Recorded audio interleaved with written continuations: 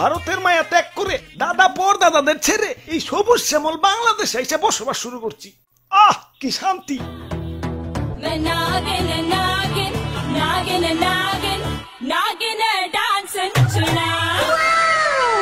আহ তোমার নাচে সন্তুষ্ট হইয়া তোমারে আমার 101তম বিবি বানাইলাম। যাও বাসর ঘরে অপেক্ষা করো, দুমাইয়া বংশ বিস্তার হবে। হুজুর বাংলাদেশে আইসা তো সেলিব্রিটি হয়ে গেলাম, আমগো কাছে তো কাঁচা বাদাম হিরো আলম ফেল। নেটে ঢুকলেই খালি আমগো ছবি। কও কি? তাইলে তো আমার একটা ইউটিউব চ্যানেল খোলা দরকার। কিরে রাত সবাই তো ফাঁকা ফাঁকা লাগতেছে কে? সেনাপতি কো? ও R15 কিনতে গেছে, লগে একটা গোপ্রো ক্যামেরাও। ও ব্লগিং শুরু করবো। আর মন্ত্রী কো? মন্ত্রী তো বিয়া করতে গেছে, কাপল ব্লগ শুরু করবো। পরে বুইড়া বেডি বিয়া করতে কইও, আর নামের আগে প্রিন্স লাগাইতে কইও, ভালো মার্কেট পাইবো।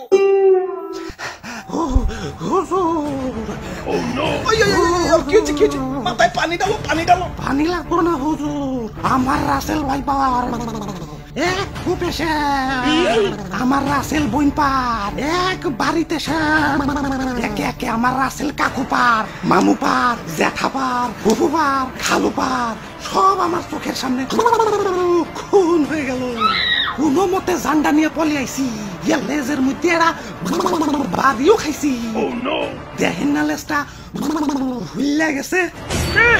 এত বড় স্পর্ধা আমার রাসেল ভাইপারদের হত্যা করে, ওরে আমি শুলে চড়াবো। এটা তো শুলে আটবো না, এটা তো ছোটখাটো জীব জন্তু না, আস্তা মানুষ। সামান্য মানুষ দিয়ে ভয় পাইলি? ওই যা ওরে কামড় দিয়ে 150 গ্রাম বিষ ডাইলা দিয়ে বাপের জন্মে যাতে সুজা না হারাইতে পারে।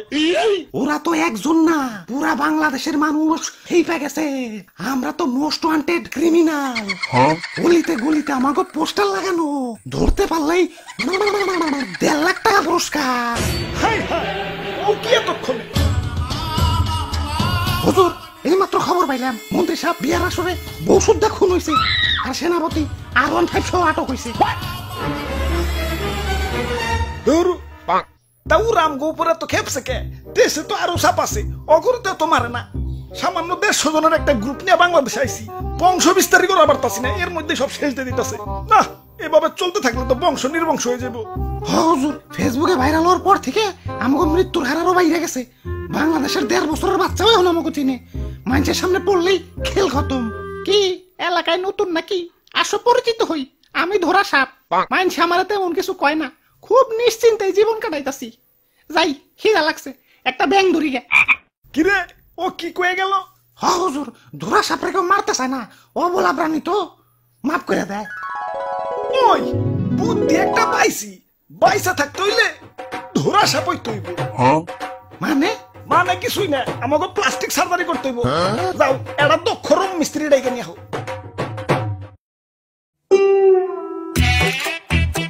ভাই রে ভাই, আর ওর ভাই এতটা কই পাইলেন? এটা কি? পুরস্কার পুরস্কার পুরস্কার, রাসেলস ভাইপার ধরে দিতে পারলেই 1.5 লক্ষ টাকা পুরস্কার। আপনারা রাসেলস ভাইপার ধরছেন নাকি? এত বড় সাহস আপনার? আব্বে হালায়, বুদ্ধি থাকলে সাহস লাগে না। এই যে দেখো এগুলা কি? জঙ্গলে যাইয়ে এটা ধরা সাপ ধরে লই, রং সং করে রাসেলস ভাইপার বানিয়ে দিই, বাস ডুপ্লিকেট রাসেলস ভাইপার জমা দিয়ে কসকসা পুরস্কার নিয়ে আহি। সিম্পল। বাবা বাবা, সাবাস সাবাস। ভাই ভাই ভাই, আমার একটা আইফোন কিনতে হইব ভাই, চলেন না ভাই আরেকটা ধরা সাপ ধরে নিয়ে আহি। এমন ভাবে রিকোয়েস্ট করতেছো মনে হইতাছে রাসেলস ভাইপার ধরবার কইতাছো। ধরা সাপই তো, লেটস গো।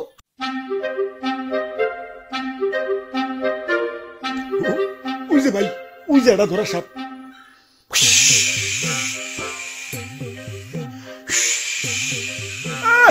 সাল নাই কুত্তার বাগানাম হয়েছে ধরা সাপ, আবার ফস ফস করে। চুপ ভাই, কেমন না দিল আমার বাড়িতে ভাই, ছোট ছোট 2টা বাচ্চা ভাই। আরে ধরা সাপের কামড়ে কিছু হয় না। হাসানি? হ হাসা। তাহলে ভাই আপনি একটা কামড় খান। এই যে নাও, খাইলাম। ঠিক আছে ভাই, এবার রং করেন। হ আগে ভালো করে মুছালো, ময়লা টয়লা থাকতে পারে, ভালো করে ঘষো। বিসমিল্লাহ। আরে ভাই ভিতরে যে অন্য কালার। বাইসা থাকতে হইলে আমাকে প্লাস্টিক সার্জারি করতে হইব। যাও এটা দক্ষ রং মিস্ত্রি ডেকে নিয়ে হোক। ওরে বাপুরে ইয়া সাইড দেখি দি খালি রাসেলস ভাইবা আমি বুইড়া মানুষ আর বুইড়া মানুষ শিশু সমতুল্য এই শিশু বয়স আমি মরতে চাই না আমারে সাইরা দেও ওই তোমার ভয় নাই শুনছি এই বুড়া বয়স নাকি তুমি ভালো রং তামাশা করতে পারো এখন আমগো একটু রং করে ধুরা সাপ বানিয়ে দাও Okay.